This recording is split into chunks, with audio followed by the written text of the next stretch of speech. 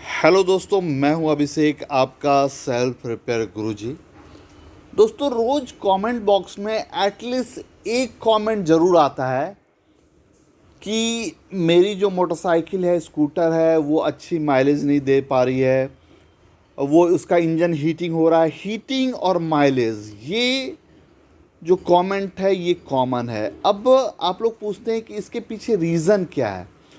तो दोस्तों, रीज़न एक नहीं होता है, मल्टीपल होता है। और ये तभी पता चलेगा जब आप अपने व्हीकल को अच्छे से इंस्पेक्ट करेंगे कि उसमें प्रॉब्लम क्या है, क्या उसमें दिक्कत हो रहा है। तो दोस्तों देखिए, सबसे पहला जो माइलेज का ये होता है वो होता है कि अगर बहुत ज़्यादा पुराना ही हो गया इंजन, ठीक है, तो वहाँ पे उसका जो वाल्व है वो लीक करने लगता है। जैसे कि ये जो देखेंगे इसमें, तो इसका इनटेक वाला तो वाल्व सही है, देखिए, ठीक है, बट एग्जॉस्ट वाला अगर आप देखेंगे तो ये आपका गंदा वाला लीकेज है। अब जो एयर फ्यूल का मिक्सचर है जो कि यहाँ पे कंप्रेस होगा, तो वो यहाँ से लीक ही कर जाएगा, तो कहाँ से माइलेज देगी, वेस्ट चला जाएगा, कहाँ से माइलेज देगी। तो बहुत सारा रीज़न होता है, एक नहीं, इंजन से भी होता है रिलेटेड, बाकी भी फैक्टर क्या होता है, एक एक करके मैं आपको बताता हूँ। उसके बाद आपको चेक करना है अपने व्हीकल में कि कौन सा पॉइंट आपके व्हीकल के लिए एप्लीकेबल है। तो एक ये हो गया वाल्व का लीकेज। दूसरा प्रॉब्लम यहाँ पे आपको बताते हैं, ये जो पल्सर है इसका भी माइलेज में प्रॉब्लम हो रहा था। हुआ कि इसका सर्विसिंग बाहर हो गया था, मेरे दोस्त का ये इसका सर्विसिंग बाहर करवा दिया था उसने। और प्रॉब्लम क्या हुआ था कि इसमें भी हीटिंग और माइलेज का इशू आ रहा था, और इंजन बहुत ही ज़्यादा अजीब रन कर रहा था, कोई मज़ा नहीं आ रहा था इसको चलाने में। अभी देखिए, ये जो एयर फिल्टर है मैंने अभी चेंज किया है, ये 6 महीने पहले लगा हुआ था, उसके बाद ये ओपन नहीं हुआ था। बट अगर इसको आप देखेंगे तो नीट एंड क्लीन है। अब इसमें प्रॉब्लम ये हो रहा था कि जिसने भी इसका एयर फिल्टर लगाया था उसने सही से नहीं लगाया था, और ये मुड़ा हुआ था, अभी तो कुछ सीधा हुआ है, तो ये इस तरह से मुड़ा हुआ था। एक्चुअली ये जो बजाज का जो होता है एयर फिल्टर वाला बॉक्स, अजीब डिज़ाइन होता है उसका, उसमें अगर केयरफुली कोई भी अगर नहीं लगाएगा, और ये देखिए इसने ऑयल भी नहीं डाला था, इसमें पूरा ड्राई है, ये पूरा ड्राई है, तो ये अगर सही से स्लाइड नहीं किया तो आपका एयर फिल्टर होके जाएगा ही नहीं, वो साइड से चला जाएगा। जैसे हम लोग का क्या है नेचर कि जहाँ भी शॉर्टकट मिले तो यहाँ पे एयर फिल्टर के थ्रू नहीं पास करेगा, रेजिस्टेंस मिलता है यहाँ पे, उसको पास करने में थोड़ा ताकत लगता है, तो साइड से वो एयर चल जाएगा और बिना फिल्टर हुए वो चला जाएगा। अब डस्ट वाला एयर अगर आपके मोटरसाइकिल स्कूटर में जाएगा तो भैया वो कहाँ से माइलेज देगा और कहाँ से परफॉर्मेंस देगा, इंजन हीटिंग होगा अलग। और ये जो बोर पिस्टन है बहुत गंदे तरह से डैमेज हो जाता है अगर डर्टी एयर गया, तो आप समझिए कि इस इंजन का क्या हाल हुआ होगा। 6 महीने से इसमें इम्प्योर एयर जा रहा था, ये देखिए, तो ये है, पूरा नीट एंड क्लीन है, और वो भी इसका जेन्युइन बजाज का नहीं है, ये देखिए।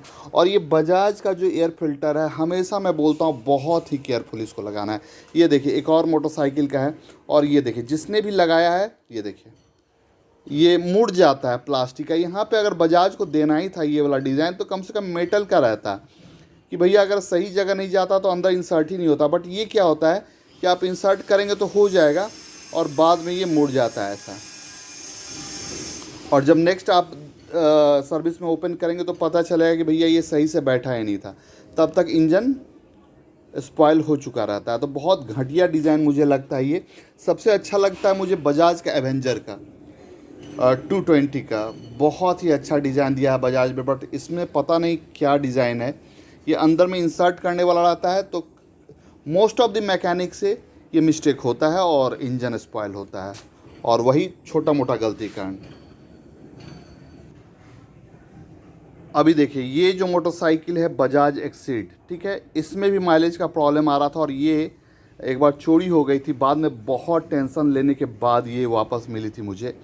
तो इसमें भी माइलेज का प्रॉब्लम आ रहा था। अब इसमें प्रॉब्लम क्या था कि सब कुछ सही था, इंजन भी इसका सही है, बट यहाँ पे इसका जो मेजर किट होता है, ये इसका फंस रहा था। तो क्या होता था कि जब इसको दबाया जाता था तो कुछ दिन देर के लिए ये चक्का को इंगेज ही रखता था, ये प्रॉब्लम होता था। बाद में ये थोड़ा देर के बाद नॉर्मल होता था, तो मैंने इसका किट को चेंज किया है और अब ये जो प्रॉब्लम है, दोनों चक्का पीछे वाला भी आपको बताएंगे, ये सही है। तो कभी भी अगर माइलेज नहीं दे तो एक बार देखिए कि कहीं ये जाम तो नहीं चल रहा है, आगे पीछे वाला चक्का।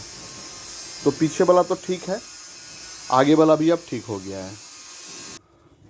तो कभी भी अगर हीटिंग का प्रॉब्लम आए, माइलेज का प्रॉब्लम आए, तो इस तरह से आपको एक बार चेक करना है कि कहीं पे ये प्रॉब्लम तो नहीं है, जाम तो नहीं चल रहा है, ठीक है।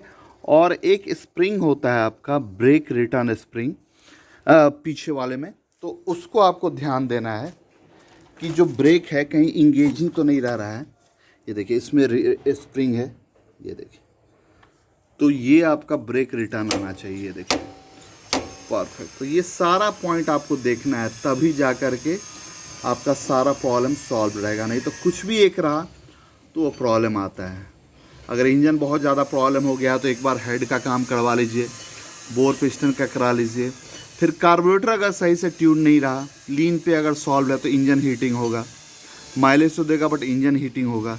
तो ये सारा चीज़ आपको देखना है। कभी कभी ये जो इलेक्ट्रॉनिक चॉक होता है ये भी इरिटेट करता है, ऑन ही रह जाता है, तो उस समय भी माइलेज ड्रॉप होता है।